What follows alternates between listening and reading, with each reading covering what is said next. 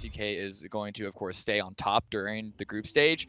Hmm. I don't think he's necessarily alone, or at least it wouldn't be a surprise if he weren't. That doesn't mean that they're going to be a complete shoe-in for the grand finals. Even looking past Sonics, a number of teams, while had a little bit of a slow start, if you just look at their performances during even the second or third week, or if you want to be a little more charitable and say just the third week of play, at least as much as we've done so far, could go head-to-head, sort of blow for blow with STK and Sonics a little bit. They're still going to be the heavy favorites here, but these final 2 days, I think for a lot of the teams, it's going to be about hitting the top 16, trying to make sure that you are able to qualify. But for the teams that at this point are 8 and up, which is relatively safe, it's more about getting themselves and letting us know who are the ones that are going to be swinging the hardest when the grand finals actually start, because that's where the money is made.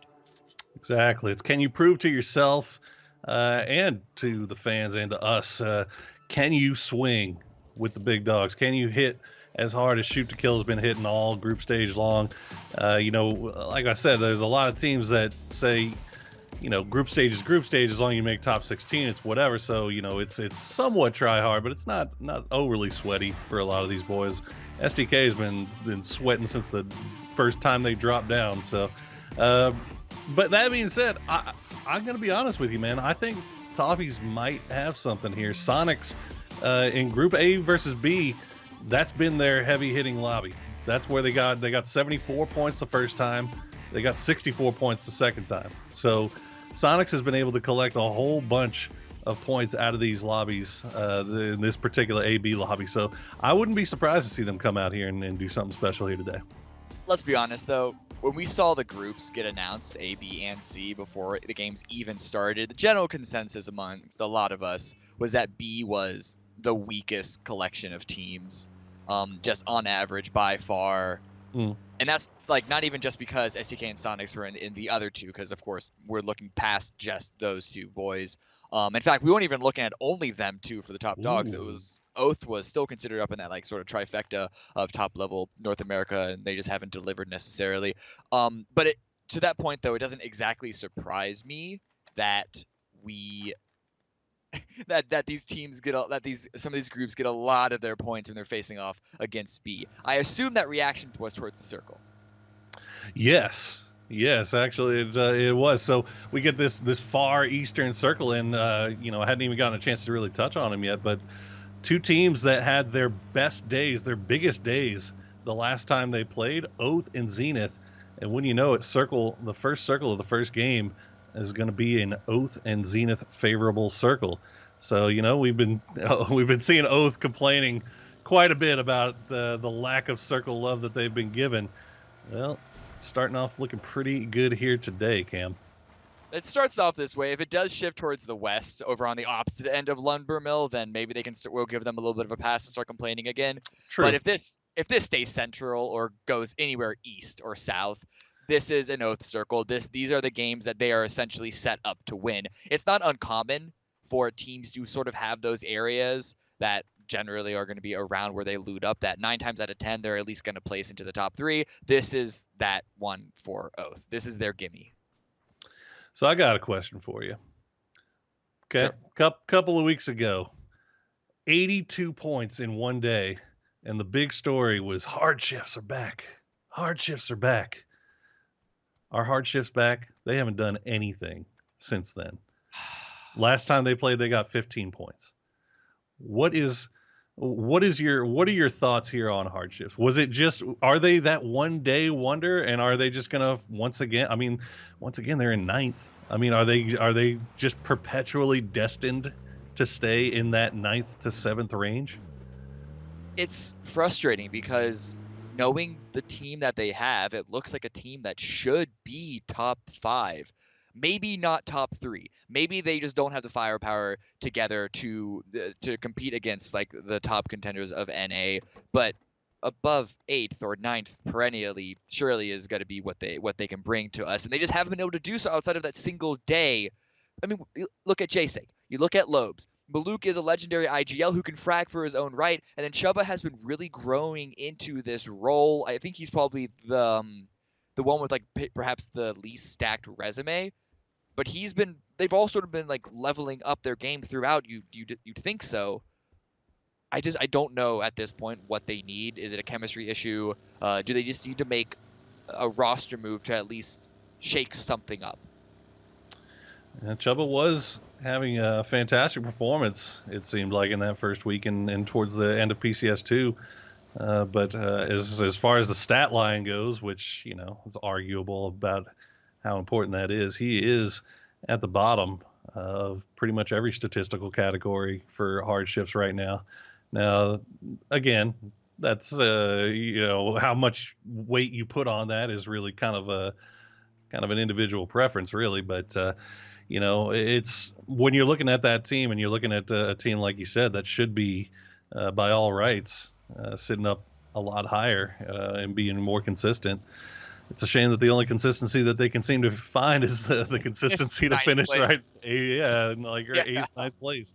So Sonics, we see, is on the move. Everybody on the move. Virtue has already found the sniper tower just off to the side of prison. And is VTS actually pulling up on this? They want this. D-Treats is going to pull up slow. Super is going to get run over by Jazz. Battylol going to try to trade the shots out. He's only going to find his own teammate, and Keenan's going to find him. Oh no, Virtue and Veritas trading back and forth, but a little bit of damage on both sides here. D-Treats is down. Michael and Keenan still holding the fort while Virtue has the full surround. Evasion gets another knock on a Jazz. That's the trade 2 for 2. Michael needs to win this fight, and it's not going to work out. I thought Veritas, they had such a great opening into this engagement, but Evasion down from range out in that field, doing a lot of work to turn things back in, and here comes the close push from Tanaka. They know that it's there. The grenade frag does come out, but Tanaka's way too close. He's already pushing up. That was a big res that D-Treats was able to stick in the smoke while Tanaka tried to pull up. D-Treats going to try to get something done, gets him down to 4 HP. Evasion goes down. Can D-Treats trade something back here as they swap seats? And no, look at this Roth now. Zenith has come involved, and they get into the fight. They're going to clean it up. And Roth and Zenith pick up 2 kills, and that is 2 teams down in the first circle, Cam. I was not surprised to see Veritas pull up like that when Virtue challenged them. Not only did they steal a lot of the letters in their acronym, we saw Veritas pull up to other teams. It was Rarity yesterday, I believe. So they're a team that is trying to go aggressive early. But you can't do that on such a crucial intersection that you expect to see so many different teams fight at and not get punished for it. Zenith, they were in the area. They weren't even planning for this. And they said, oh, there's a sale down the street, 2 points for the price of 1. Let's go get it. And they got it for sure. Cleaning that up as cleanly as you like. 2 points in the bag. And Virtue, a team that is fighting for their tournament life, their grand finals life, is out early on. 16th place they came into today. We'll see if they can turn things around next game. Liberate, another team that we've got a close eye on. This is a team that, as everybody mentioned, was doing so well in PCS2, and then they make the 2 roster changes that are, I don't think you'd have a hard time finding anyone that would say that the roster changes that they made were not upgrades. But for whatever reason, everybody else seems to start all the other teams that made the roster changes between 2 and 3 seem to be kind of leveling out now, but Liberate just dragging their heels. And I got to tell you, man, it's not from lack of practice or anything. I mean, Bahawaka is streaming like every single day, and he's playing with these boys, right? So they're getting a lot of work in. It's just, for whatever reason, nothing clicking just yet. Yeah, it's really hard to say. There's the argument about how it's more of an investment picking up Baja because of his lack of recent experience, but he is still such a great player, and he hasn't been that long. He's got to come back at least somewhat into form at some point. But to be down in, what do they start today off in? 24th place, 5 fewer games than either of the other groups, but still nowhere close to what expectations were. You could have maybe given them a pass for hitting like 9th and 10th place, and then the grand finals expectations would go up to like 6th through 8th, I think. But not this. Yeah, it's just been. Oh my goodness. Okay, there you go. Oath gets their wish. They finally get a circle, and boy, what a circle it is. As immediately everybody hopping into the vehicles, all the Skittles are on the move. We'll see where Oath decides to play. This feels like somewhere where they often go to mini power. Nobody in mini power right now, nobody in big power, nobody anywhere that far east. As everybody pushing in, Cam, this is about to be seat swap central, I feel like. Yeah, actually, it might not be a bad prediction to make. Look at everyone moving the same direction. You're right. Oath are going towards mini. I don't know if that's intentional to leave Relo out there on the north side. That seemed a bit ambitious for me because they know that everyone else is coming. It is a full horde from the west and a full horde from the north, but no, it's Relo. He's out there. He's trying to take some shots and to at least deter a number of different teams making their way into big power. And I think the seat swaps is starting to happen. Roth gets a knock onto Waldo. Isn't able to secure it just yet, and rather going to group up with the rest of Zenith, who've been able to invade the main power block. Rumbler's still trying to send it. Gaxi got taken extremely low. Waldo will get flushed out by D-Rich on the drive-by. Los HD trying to find somewhere to go. He's going to find Gaxi, who's found the corner of Milta Major. He's got company coming from behind, but Los gets taken so low yet again. Gaxi still has not healed up. I'm wondering if he's maybe... Okay, there we go. He does manage to pop off that first aid, so McCoy is going to get in as well. Rumblers will arrive. That's going to be 3 teams now inside Milta Major. Ascendance has taken the yellow. Yeah, you can get a couple more in there. Probably we'll shove a few more teams in there. Well, One Eye Open Tactical 8 actually getting their second 2 through here. Pros Don't Snake still on the move.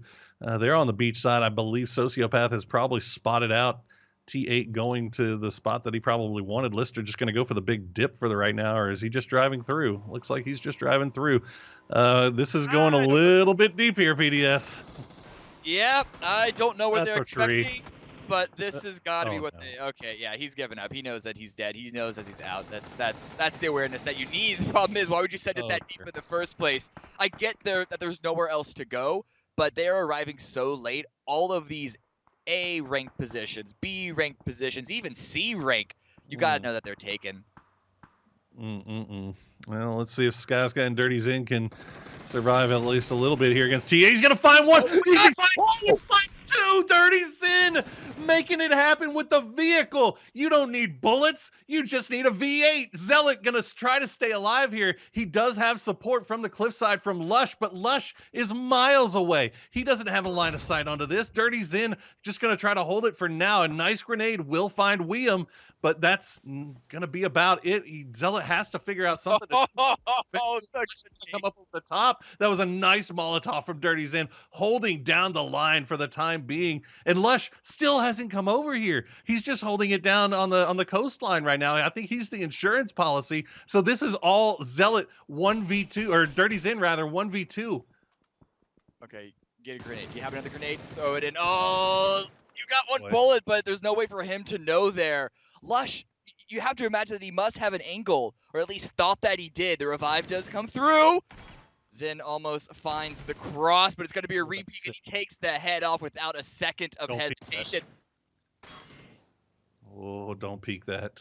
Don't peek that. He's got that barrel, and he is landing the shots right now. All right, Lush finally going to come over and just immediately gets taken out. Dirty Zen making things happen, but Poonage once again, Zenith coming in at the perfect time for the third party, and T8 stays alive. But how long? Poonage and who is that? I believe it's Roth. Or yeah, Poonage and Roth hard crashing onto this. Wiam should get this res off, but we'll see if it's going to be worth it. Wiam peeking the angles. The grenade's coming through. They're going to pause just long enough for the heal. Zenith should know that they have fairly good control of this area because they're the ones that came in from the north. Utility is coming out, and it does slow down their push just a little bit. Didn't spot the cross, unfortunately. Timing of peeking that corner on the smoke wasn't exactly there. More grenades come out, and Poonage is going to find Wiam with it. And here comes the rest of Zenith.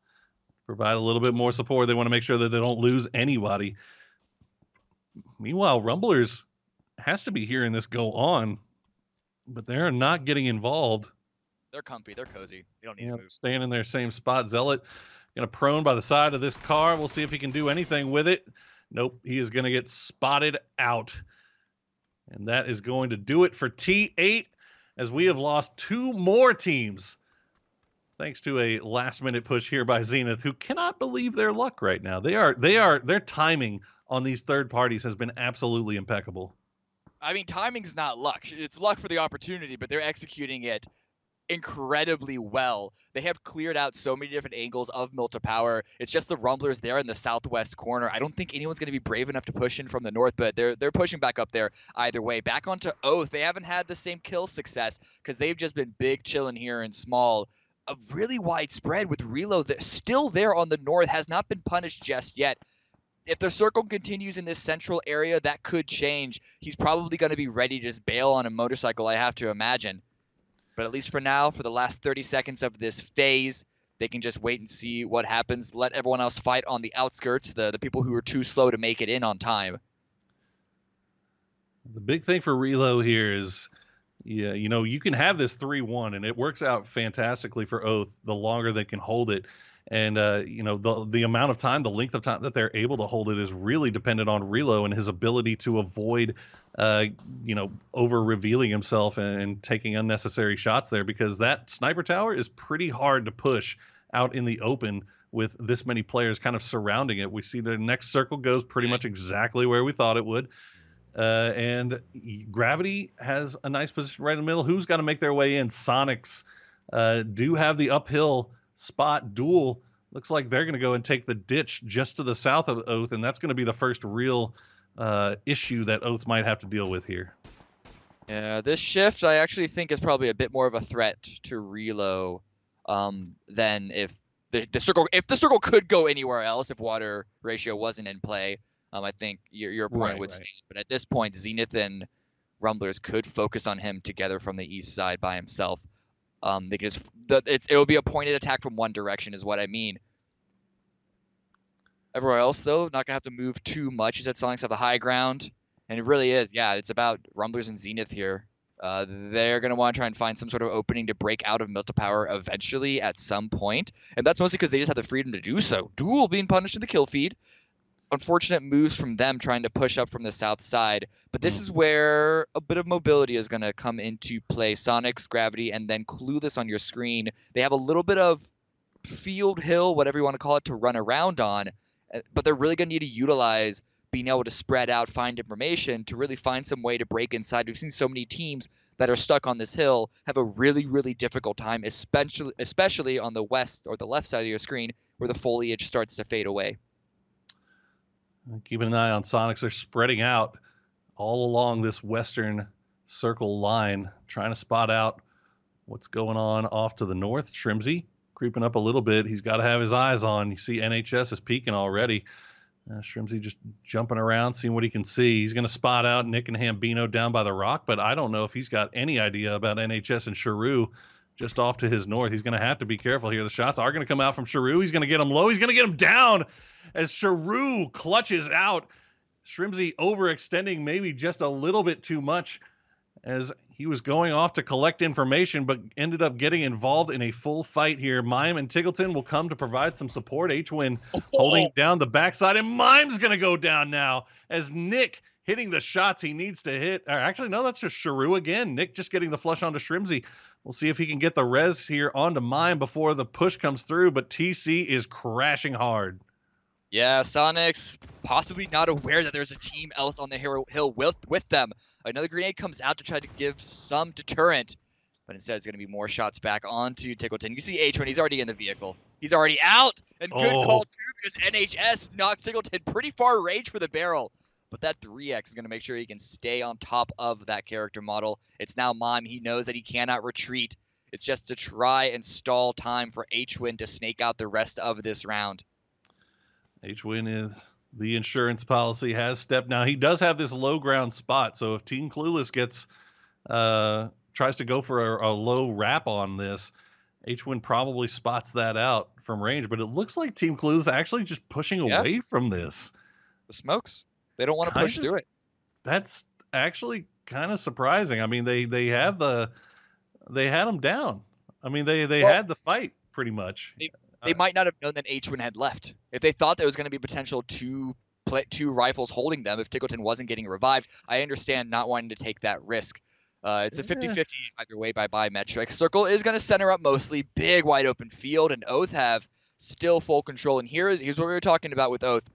Relo really needs to come huge now if he wants to be a real asset to his squad, because the second that he is gone, they don't have control or even just presence in that tower. Their whole control over the circle is gone. But these players on the hill, these teams on the hilltop, now they're going to have to retreat down. You can already see in the mini map shots going towards Clueless from gravity. And so I don't I don't mind that Sonics are just focusing on getting some kill points here, because they know that it's going to be a hard pushing towards the east. The whole reason that I feel like Clueless should have just continued the fight with Sonics there. I mean, what the circle pulls away from you. I mean, these are most likely the only points that you're going to be able to find in this game. So the fact that they just kind of gave up on the push there is a little bit questionable in my mind. But hey, Mime's going to get in there. Tickleton's going to get in there. H1 going to hold it down for right now. Hardshift's going to meanwhile push on to Fabled.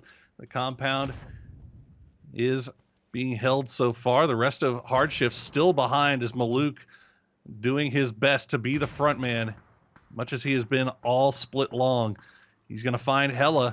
Not going to be able to get the flush on it, but he's got a few more grenades in hand, while the rest of the boys now hopping in vehicles, come and crash on top of him, and they're just going to run each other over.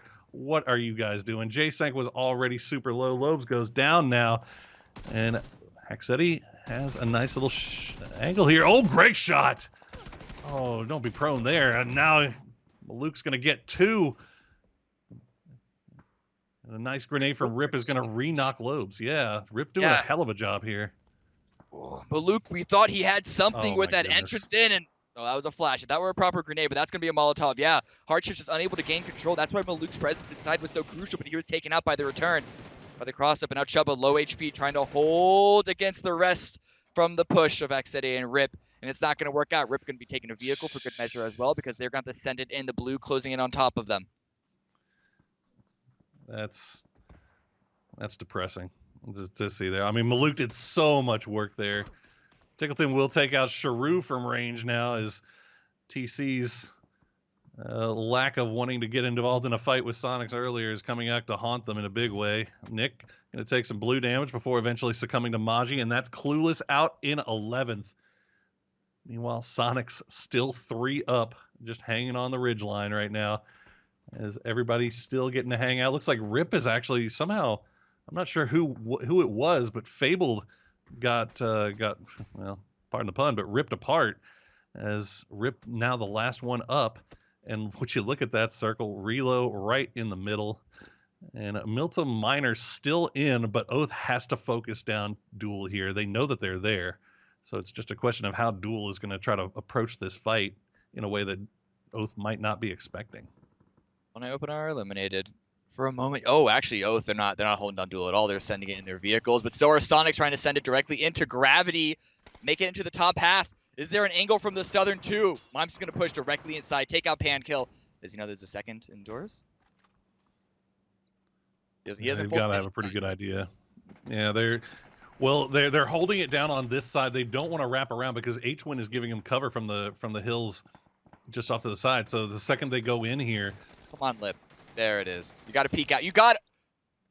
Oh my God, that is a free kill. Mime is still alive, and now okay, Tickleton's gonna push, and he's gonna go down. Oh boy! Able to follow up on that damage. H1 now wondering what he can do at this point. Throws a grenade in, but doesn't catch Lip. I know exactly where he is though. Oh, the Molotov doesn't hit. I don't know how that doesn't hit. Did he not? Did he wrap all the way around? It was hard to tell based off of the shadow here, but H1 either way is down to by himself, and he's making things happen. Zovrin's down, Lipson down. Can he get the flushes on these two before he comes up across? H-Win! You disgusting individual. Hello Senpai's gonna finish him off, but not before H-Win just embarrasses the team that they were pushing in. But now Liberate, despite cleaning up all of that in the way that we've seen Zenith do a couple of times this game, now have to push in themselves against Ascendants. Ascendants don't have a strong position either, but where is a strong position here that isn't already taken? It's so open field. That's why Relo wasn't contested this entire game. And now the entirety of Oath are in that one tower. We have the few teams in Big Milta. Duel took over Small Milta. And now for Liberate and Ascendants, there is nowhere for them to go. They are getting torn apart. They just want to find these points between each other first. And grenades coming into an ascendance. They do look good, but it is going to be Zenith that are picking up those points so far. Absolutely brutal circles for many of these teams here. As Ice Tech's going to find himself going down to Relo. Relo will get the flush as well, as Oath has now found the line, and Bahawaka tries to run there to try to get the grenade before eventually going down. And yep, Liberate is just picked apart by Oath, who is holding down that sniper tower now. Zenith still has not gotten involved. Rumblers still have not gotten involved. They're just kind of holding on, biding their time, taking shots when they can. And look at this, the circle is going to pull back towards Milta Major again. So Zenith and Rumblers still don't have to necessarily deal with the Oath problem just yet. Duel, meanwhile, is going to have to figure out how to leave Milta Minor. Don't have to deal with the Oath problem, but they got to deal with the problem of each other. Linksy drops pad caps. So if Duel go big onto Oath and distract them, this could give either Zenith or Rumblers an opportunity to sort of take over the area. But again, that's only if they can take over each other first. This is going to be a really weird ending engagement, and I think it's going to be on Duel more than anyone else to try and find an opening, which could turn the tides into any one team's favor. Yeah, I feel like if they want to find success, if they want to try to find a win here, Zenith and Rumblers need to be paying attention to Duel and figure out what they're going to do and act upon it. It looks like Duel, they don't have any vehicles. They're just having to send it. They're just having to run it. And right now they're getting away with it for the time being. But, I mean, shoot, I don't know how many more smokes you have there, boys. Do you have enough to get you all the way up to the wall? Because even if you do, Los HD is sitting there waiting. You know, someone's there. Pentalo's going to take the peek. Los isn't peeking, though. He's playing it a little safe, and a flash does come out as well. More smoke for Blooming. Thinks he's trying to go for the run, but it's going to be Cherry that gets dropped by Los. Los got taken a little bit low here, so Pentalo was able to land a couple, and Oath is going to find the break in the smoke wall. They're going to find a few shots over into Linksy and Penta as they just try to flush. I believe they're trying to flush out Cherry. Yep, they're going to get it. Kickstart, actually. It's going to be the one that does the honors. Linksy running uphill. Not sure if he... Okay, he doesn't even need a smoke. He's breaking line of sight right now, if only just barely. Rumblers, meanwhile, don't want to push over this ridge line. That's a nice grenade. Well placed by Los. Will the second one find him too? Yes, it does. Los with the blind grenades comes in huge. Picks up that point before Snakers takes out Pentalol, and now we're just down to the top three, Cameron. Cool. They knew exactly where that prone area was, and now Duel, they weren't really able to find any opening at all. Didn't get a single knock. Oath took them out. Now they can just focus on Zenith and Rumblers. There is a small sliver of this wall for them to fight over, and there are a lot of lines of sight that Oath can punish. Again, I said in the very beginning, and it has turned out this way. This should be an Oath-favored game. Can they pick up any more kills before it reaches that point? We'll have to see how the fight between Rumblers and Zenith breaks out. That you can tell they're trying to spread around, trying to find those teams, extending teams far. Is he literally using a 6x DP? Is that what he has been sitting on this whole game? Relo, you are a madman. We'll see what they can do with it, as Roth and the rest of the Zenith boys now having to deal with the Rumblers issue. We do have Gaxi and McCoy right up front. Los trying to hold things down from range. Balefrost is going to give him a little bit of support here as he's going to find Shinboy. The grenade's going to come through, not going to do any damage. Here comes Kickstart. He's going to find Gaxi. McCoy very, very low. Needs to be able to break this. Kickstart, I think, realizing that Los is not right on top of them with them, is going to try to maybe push here. Comes on the side, and Los doing the perfect cover man as he finds Kickstart. And Roth is going to go down to Balefrost, so Oath doing the doing Rumblers a lot of favors here. Yeah, it was that cross, that and opening Snakers. the gate. And now, yeah, as you mentioned, Snakers just running up. He found an opportunity to spread out. In fact, the entirety of Oath are all pushing out, trying to punish Rumblers. Yes, they took care of Zenith, but they still want this win for themselves, and they're not allowing Rumblers to stay as 3 up. They survived this long with 3 alive, but now it's someone always knocked. Pat Caps on the southern spread himself, just trying to keep the squeeze on to McCoy and Gaxi. McCoy and Gaxi trying to spread out as much as they can here. Los will bleed out. Pat Caps as the wide flank. McCoy creeping around, see what he can see, if he can get line of sight on somebody. 4x peeks Pat Caps and roasts him. And that's going to be one picked up. McCoy not giving up on this just yet. But it's not going to be enough. Snakers will shut the thing down. And Oath comes in with a big 13-kill Game 1 win.